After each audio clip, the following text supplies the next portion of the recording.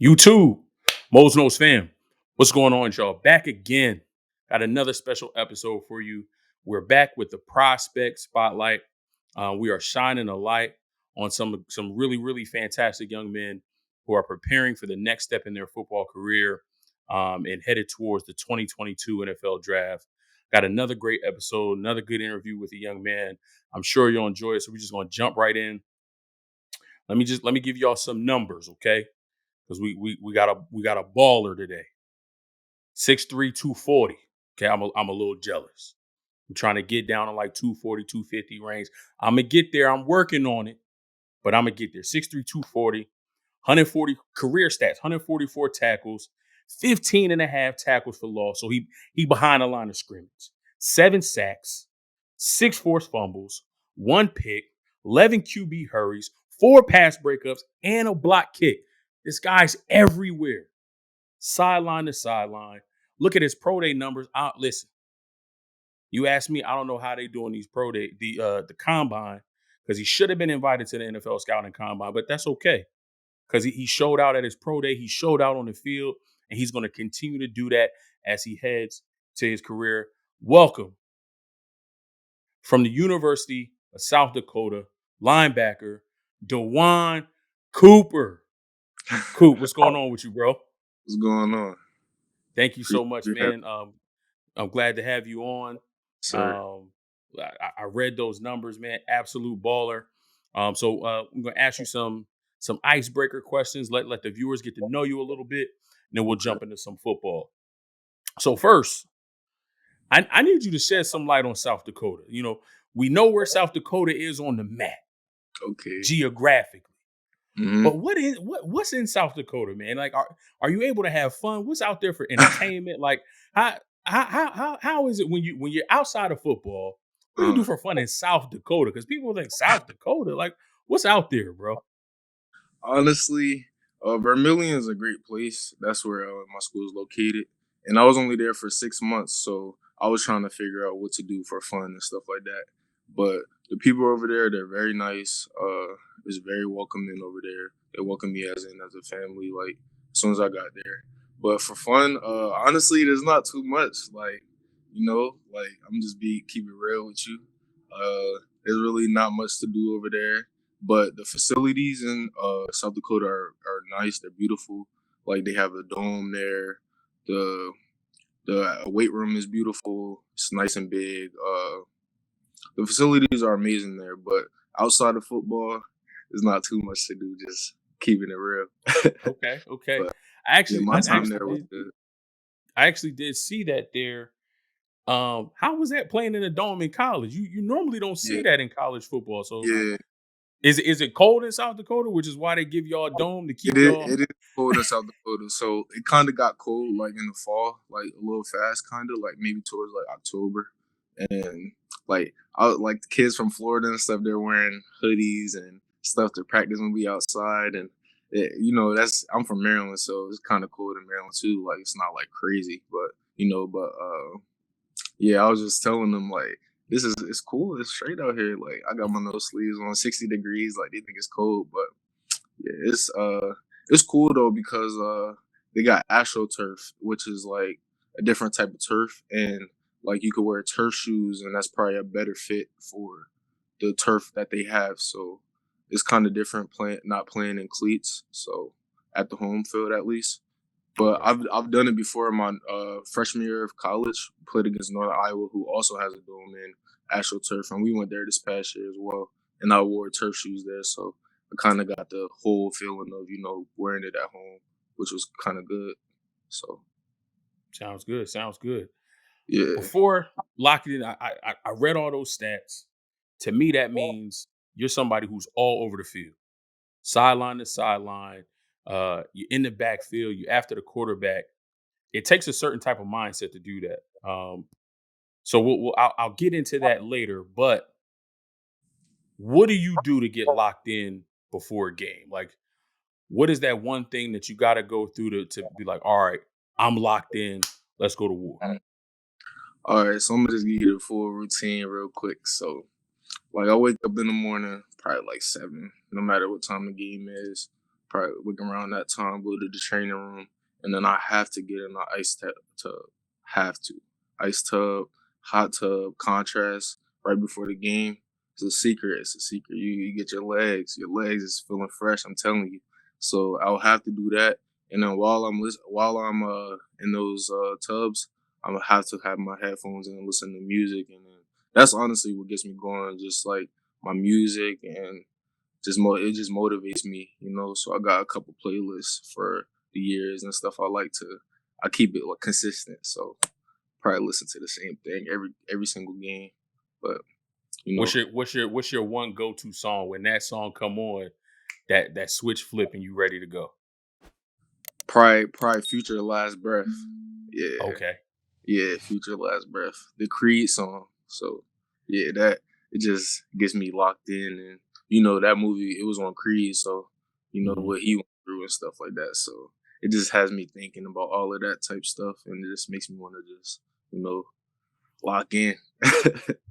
So I still play football today, not on your level. It's only flag, but one of my songs is a Future song too, but it's I'm the Plug with Drake. Okay, That okay, beat yeah, that beat yeah, is so crazy. So when like yeah, I'll put my playlist on shuffle, but if that comes on before the game start, people know to get out of my way. Because right, when I hear that, it's over. So that's what's yeah, up. We both got a Future song. okay, Let's get into a little bit more about you.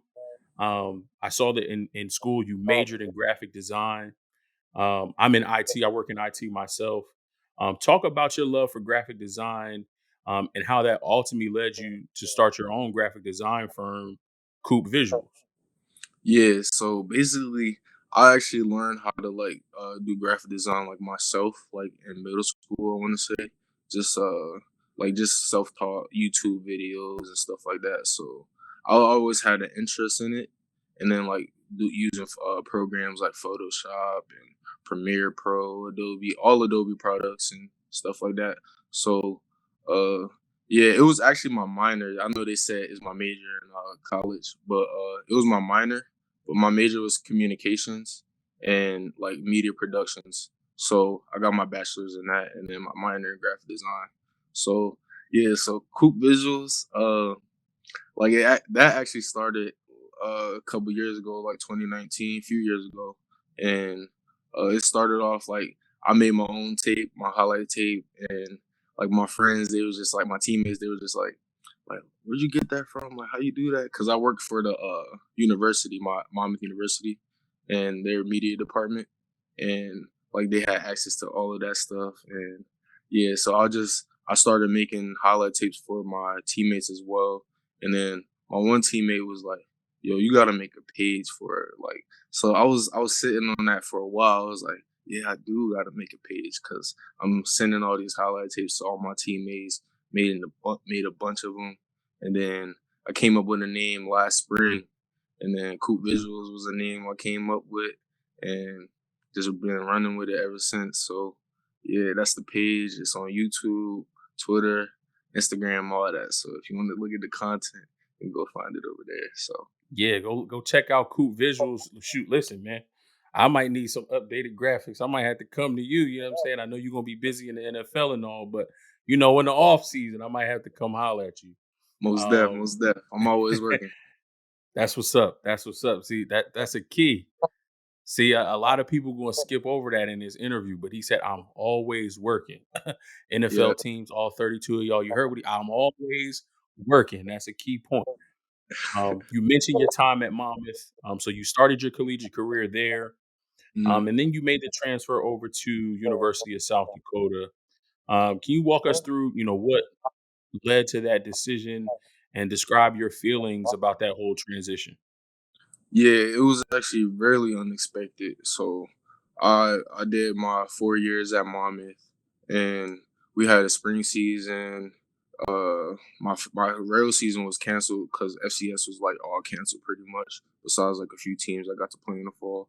So uh yeah, it just came down to a decision where I was just like I just want something a little more, and like don't get me wrong, Monmouth was a great place, and I loved them, and it was really hard to leave like all my friends and where I started at. A lot of my teammates I grew up with, or like at least like cross path with before I went there, something like that. So, uh, yeah, it's just I just wanted to play in like a tougher conference in like the Missouri Valley and like play the best against the best. So like you got North Dakota State, South Dakota State, FCS football, and those are like the top teams. And I just wanted to be a part of that for my last year, and it just came down to it. I just picked South Dakota, and yeah, the rest is history. Absolutely. I'm glad that was able to work out for you. Yeah. All right, let's get into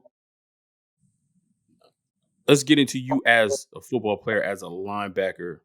If someone asks you the question to describe yourself as a linebacker, how would you lay that out for us? What would be the description of yourself as a linebacker?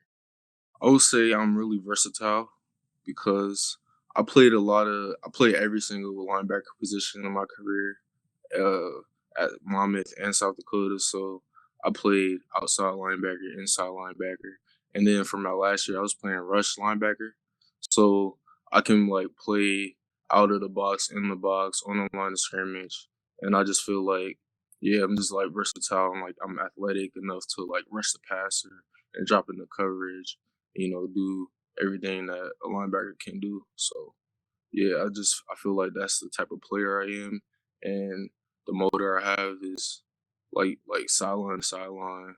I'm gonna cause fumbles, turnovers, and things like that, and just try to get my hands on the ball as much as possible, and get the defender down. So yeah, that's pretty much it. Okay, so that leads me into my next question. What is the mindset that you have to have and the mindset that you go in every game to be that versatile linebacker, to drop in coverage if that's what the scheme calls for, to rush the passer, to meet a running back in the hole, to sprint from one sideline to the other sideline if the play is going that way? Like, what is the mindset that you take into every game to be able to perform at such a high level? Yeah, first you just have to know your keys. You have to know your keys, and uh, my last coach at South Dakota, he Abdul Hodge, he's a Iowa linebacker, and he played in the NFL. He got drafted in the third round.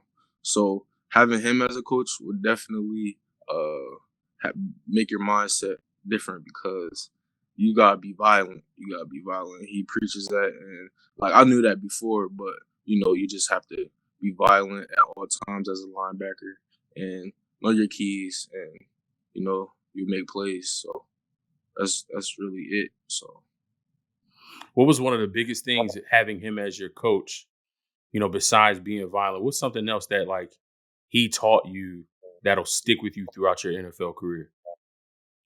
uh just knowing your keys again, like I said, just little details is really important. And then that goes a long way is because he was like really technical, and if you're like, it's all about the small details, and that's what he preaches. And like he played in the NFL for a little bit, so yeah, just taking away from someone that's experienced it like means a lot, and like you could really take that in and stuff like that. So yeah, it's just the little details, focus on the little details, and yeah, that's it. That's it'll bring out the bigger picture. Absolutely. As a linebacker, who are some of your favorite linebackers that you watch, past or present, that you don't maybe model your game after, but you see a piece or a skill set that that player has, and you try to add that to your tool belt as a linebacker? Who are some of those guys that you watch, you look up to, or you study film on? Yeah, so I like athletic linebackers as well, like myself.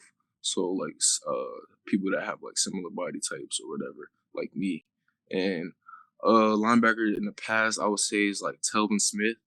Telvin Smith is a linebacker who's gonna run sideline to sideline, and he does a lot for a defense. Like he can blitz, he can coverage anybody on the field, and yeah, so probably like Telvin Smith, and he's fast. I'm pretty sure he ran like a 4.3 or 4.4 or something like that. But yeah, he's fast, so I like linebackers like that. Micah Parsons, he shows his versatility a lot, and I grew up like in the Cowboys, so that might hurt a lot of people.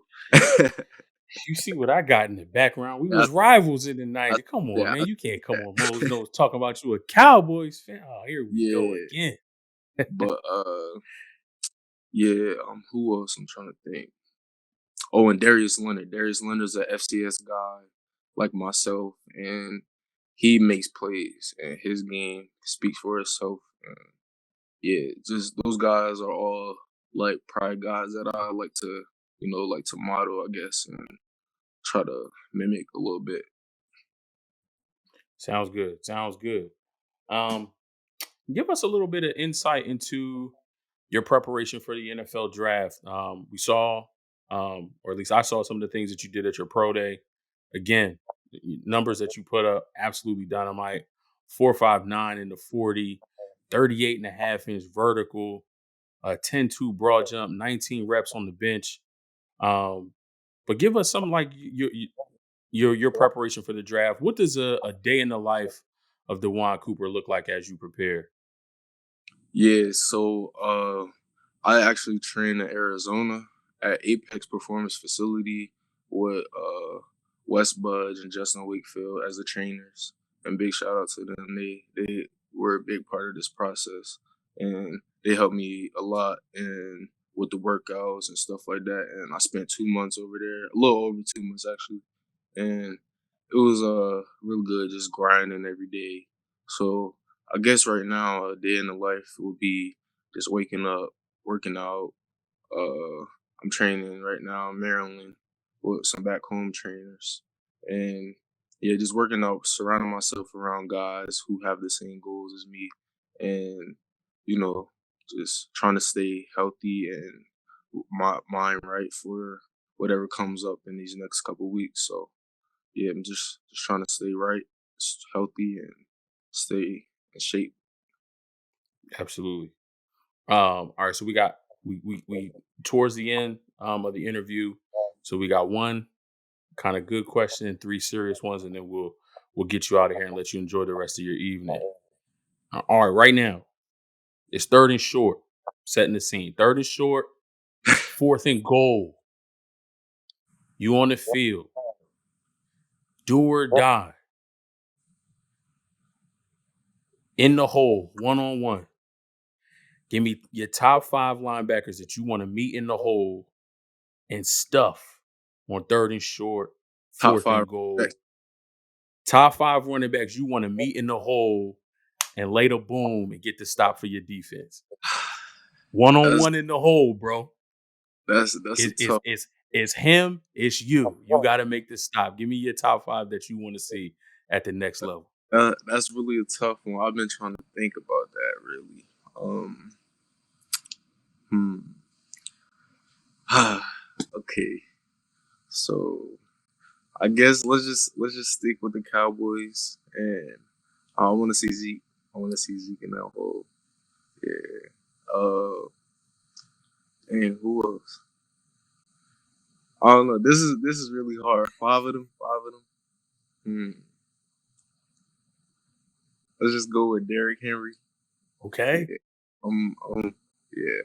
You coming for Me the and Doug. crown. Okay? I like it. Yep. Hmm. Uh, Jonathan Taylor had a really good year last year.